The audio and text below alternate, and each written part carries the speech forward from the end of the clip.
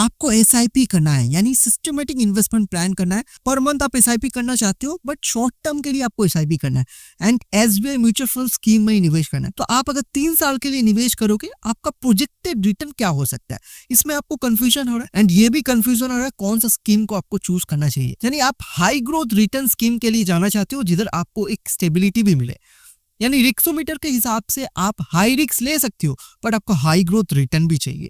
तो इस तरह का रिटर्न को पाने के लिए एक सही स्कीम में निवेश करना काफी ज्यादा इंपॉर्टेंट है, as well as investment strategy भी आपका सही होना चाहिए। तो आज का इस वीडियो में हम लोग इसी के रिगार्डिंग बात करेंगे। तो पहले बात कर लेते हैं हम लोग एक सही स्कीम के बारे में। जिस एसबीआई स्कीम के बारे में आज हम लोग इस वीडियो में डिस्कस कर रहे हैं, उस स्कीम का नेम क्या है, SBI large and mid cap fund. ये स्कीम लॉन्च हुआ था 1 जनवरी 2013 एंड 2013 से लेकर अब तक अगर इसका पास्ट हिस्टोरिकल रिटर्न परफॉर्मेंस को चेक करोगे, काफी अच्छा रहा। लास्ट 1 साल में 11%, लास्ट 3 साल में 21% का रिटर्न, लास्ट 5 साल में 28% का रिटर्न, ओवरऑल रिटर्न परफॉर्मेंस भी 18% है। एक्सपेंस रेशियो इस पर्टिकुलर स्कीम का 0.74% है, काफी डिसेंट है। यानी आप ये परसेंटेज फंड मैनेजर को पे करते हो, किस लिए, बिकॉज फंड मैनेजर आपके बिहाफ में फंड को मैनेज करता है। इतना जान लीजिए, एक्सपेंस रेशियो स्कीमों का जितना कम होगा उतना आपके लिए बेनिफिशियल है, as well as exit load भी जितना कम होगा उतना आपके लिए बेटर है। अब एग्जिट लोड इस स्कीम का कितना है, काफी कम है, 0.10% ओनली।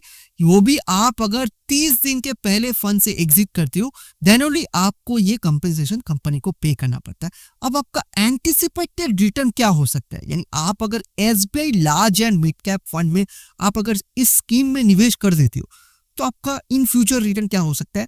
फर्स्टली आपका फोरकास्ट रिटर्न 12% भी हो सकता है, फोरकास्ट रिटर्न आपका 15% भी हो सकता है, फोरकास्ट रिटर्न आपका 18% भी हो सकता है। बिकॉज म्यूचुअल फंड का रिटर्न कभी भी फिक्स नहीं होता है, ये मार्केट के ऊपर डिपेंड करेगा आपका रिटर्न क्या होने वाला है इन फ्यूचर। तो हर एक रेट ऑफ रिटर्न सिनेरियो के लिए आपको तैयार रहना पड़ेगा। अब हम लोग इन्वेस्टमेंट स्ट्रेटेजी को अच्छे से समझ लेते हैं। मान लीजिए SBI large and mid cap fund में आप 1000 रुपए का एसआईपी निवेश कर देते हो। कितना साल के लिए, 3 साल के लिए आप निवेश करते हो, बिकॉज आपको शॉर्ट टर्म ही निवेश करना है। किसी भी तरह का एड ऑन यानी स्टेप अप या टॉप अप नहीं करते हो, सिंपल आप एसआईपी करते हो। टोटल इन्वेस्टमेंट 3 साल में कितना हो जाएगा, 36,000। 36,000 आपका कितना बन सकता है, यानी एंटिसिपेटेड रिटर्न या फिर एक्सपेक्टेड रिटर्न आपका कितना बन सकता है, इसको हम लोग चेकआउट कर लेते हैं। मान लीजिए आपको स्कीम द्वारा एक प्रोजेक्टेड रिटर्न 18% मिल जाता है, यानी एक्सपेक्टेड रिटर्न अगर 18% रहता है, तो फिर आप कितना रिटर्न एंटिसिपेट कर सकते हो। 1000 रुपए का एसआईपी करते हो, आपका जो टोटल निवेश अमाउंट होगा 3 साल के लिए वो 36,000 एंड 36,000 आपका कितना बन सकता है, नियर अबाउट 46,000 के आसपास आपका एंटिसिपेटेड रिटर्न हो सकता है। यही आप अगर 2000 निवेश कर देते हो, यानी 2000 का एसआईपी करते हो 3 साल के लिए, टोटल निवेश अमाउंट 3 साल में कितना हो जाएगा, 72,000। 72,000 आपका कितना बन सकता है, नियर अबाउट 90,000 के ऊपर एक एंटिसिपेटेड रिटर्न देखने को मिल सकता है। यानी ये आप एक्सपेक्ट कर सकते हो, यानी एक्सपेक्टेड रिटर्न ये बन सकता है।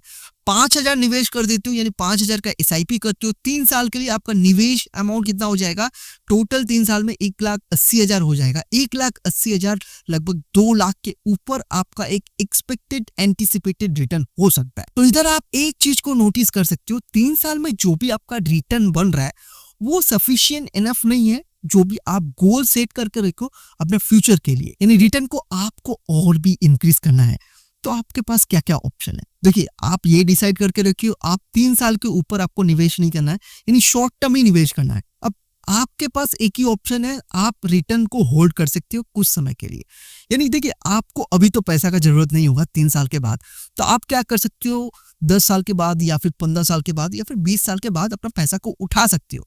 तो फिर अगर रिटर्न को होल्ड करते हो कुछ समय के लिए, किसी भी तरह का नया इन्वेस्टमेंट नहीं कर रहे हो, सिर्फ अगर रिटर्न को कुछ समय के लिए होल्ड करते हो, तो फिर आपका एंटिसिपेटेड यानी एक्सपेक्टेड रिटर्न आपका कितना बन सकता है, इसको हम लोग चेकआउट करेंगे। बट उससे पहले हम लोग और एक इंफॉर्मेशन को जान लेते हैं, काफी इंपॉर्टेंट इंफॉर्मेशन है। अब मान लीजिए आप म्यूचुअल फंड स्कीम में निवेश करना स्टार्ट कर देते हो, बट अनफॉर्चुनेटली इन फ्यूचर वो ऐप या फिर स्कीम अगर बंद हो जाता है, तो फिर आपका रिटर्न या फिर आपका पैसा क्या होगा।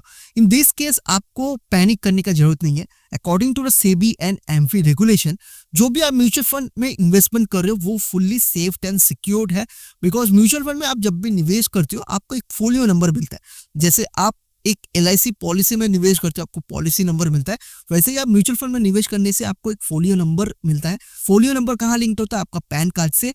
तो जो भी आप म्यूचुअल फंड में इन्वेस्टमेंट किए हो या फिर करोगे वो सेफ एंड सिक्योर्ड है in demat form according to SEBI and AMFI. अब इसके बाद हम लोग इसको कंटिन्यू रखते हैं, यानी 1000 रुपए का आप SIP करते हो, 3 साल के लिए निवेश करते हो, 36,000 आपका टोटल निवेश अमाउंट हो जा रहा है एंड एंटीसिपेटेड रिटर्न जो आपका बन रहा है 40,000 के ऊपर एक एंटीसिपेटेड एक्सपेक्टेड रिटर्न बन जा रहा है।